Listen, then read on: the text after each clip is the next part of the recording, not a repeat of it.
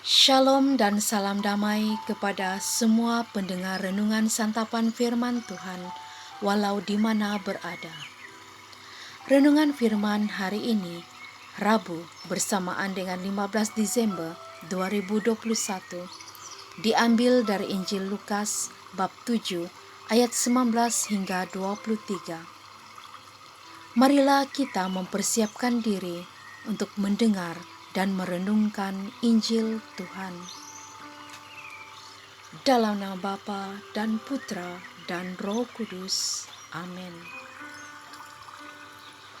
Yohanes memanggil 2 orang muridnya dan menyuruh mereka bertanya kepada Yesus, "Tuankah yang ditunggu kedatangannya, atau haruskah kami menantikan seorang lain?"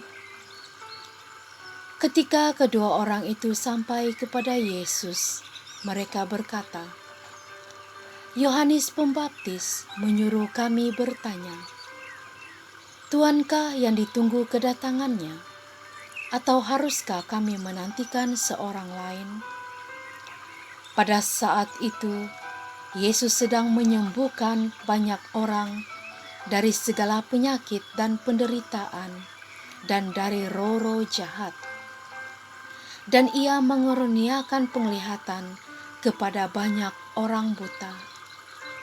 Maka Yesus menjawab, "Pergilah dan katakanlah kepada Yohanes apa yang kalian lihat dan kalian dengar. Orang buta melihat, orang lumpuh berjalan, orang kusta menjadi tahir, orang tuli mendengar, orang mati dibangkitkan, dan kepada orang miskin diberitakan kabar baik.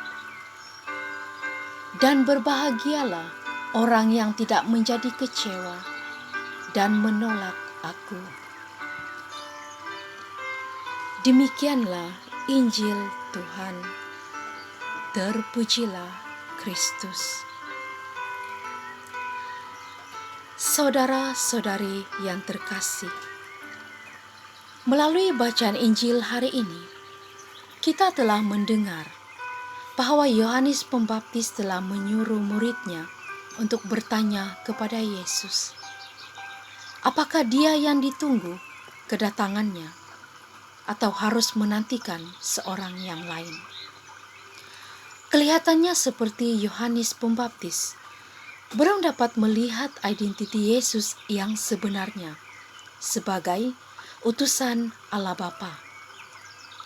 Ini karena dia belum melihat perbuatan pelayanan Yesus setiap hari. Ketika Yesus dipertanyakan tentang persoalan yang disuruh oleh Yohanes Pembaptis, Yesus hanya memberikan jawaban, "Pergilah dan katakanlah kepada Yohanes apa yang kalian lihat dan dengar. Orang buta melihat, orang lumpuh berjalan, orang kusta menjadi tahir, orang tuli mendengar, orang buta dibangkitkan, dan kepada orang miskin diberitakan kabar baik." Yesus telah menyatakan identiti dirinya yang sebenar dan mengajak mereka untuk makin mengenalinya, bukan cuma dari perkataannya, tetapi juga dari perbuatannya. Melalui bacaan Injil hari ini juga, kita telah mengenal pasti sebahagian identiti Yesus, yaitu sebagai Sang Juru Selamat, Sang Penyembuh Ilahi, dan juga Sang Cinta Kasih. Setiap orang akan lebih dikenali melalui identiti dirinya. Contohnya, kita senang dikenali bila orang melihat identiti kita. Maka itu, identiti seorang Katolik adalah penuh cinta kasih. Hal ini dikarenakan Allah yang diimaninya adalah kasih itu sendiri, dan Yesus pun selalu mengajarkan tentang hukum cinta kasih. Namun identiti ini hanya akan lebih diakui jika tampak dalam perbuatan. Sama halnya seperti iman tanpa perbuatan pada hakikatnya adalah mati.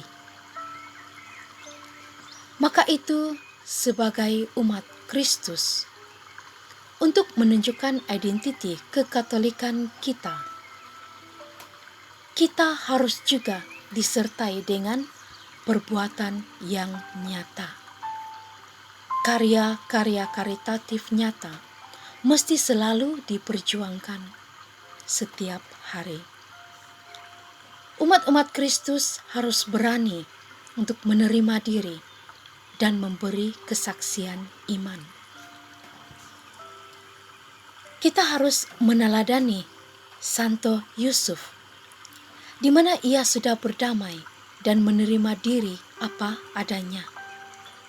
Dalam tahap pertama, penyembuhan batin sejati adalah menerima sejarah diri sendiri, yakni untuk menerima dalam diri kita sendiri, bahkan apapun yang tidak kita pilih dalam hidup kita.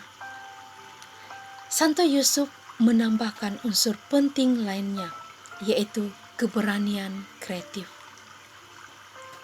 Keberanian kreatif timbul terutama ketika kita menjumpai kesulitan-kesulitan. Sesungguhnya orang boleh berhenti dan juga meninggalkan gelanggang atau justru mengupayakan beberapa hal. Terkadang justru kesulitan menumbuhkan sumber-sumber daya dari dalam diri kita yang tidak pernah kita pikirkan bahwa kita memilikinya. Maka itu, saudara-saudari yang terkasih, sudahkah kita memiliki kebiasaan untuk mengamalkan kasih yang menjadi identiti utama kita sebagai umat Kristus demi mengukuhkan kekatolikan kita? Marilah kita tetap percaya dan menerima bahwa Yesus adalah utusan dari Allah Bapa untuk menyelamatkan, membebaskan, dan juga menyembuhkan umat manusia. Dan kita bersyukur untuk Injil hari ini yang meyakinkan kita bahwa hanya Yesus Kristuslah yang harus kita nantikan kedatangannya untuk menyelamatkan umat manusia. Dan Yesus mengatakan, berbahagialah orang yang tidak menjadi kecewa dan menolak aku. Maka itu, marilah pada saat ini, terlebih di musim Advent ini, kita mau mempersiapkan diri kita sesungguhnya untuk mau lebih mengenali, lebih mendekati Tuhan Yesus, Sang Juru Selamat kita yang telah diutus oleh Bapa di syurga. Dan mari pada saat ini kita terus mempercayai bahwa Yesuslah yang telah diutus dan tiada orang lain yang harus kita nantikan, hanya Yesus. Maka itu, marilah kita mempersiapkan diri kita di musim Advent ini untuk taat dan setia di dalam doa pribadi kita, di mana kita mau menjalin relasi secara pribadi dengan Allah Tritunggal yang Maha Kudus, Bapa, Putra, dan Roh Kudus. Dan kita dapat mempersiapkan diri kita untuk menyambut perayaan besar nanti, perayaan Christmas, di mana kita merenungkan tentang kelahiran Yesus ke dunia untuk menyelamatkan umat manusia. Tuhan memberkati. Amin. Dalam nama Bapa dan Putra dan Roh Kudus. Amin.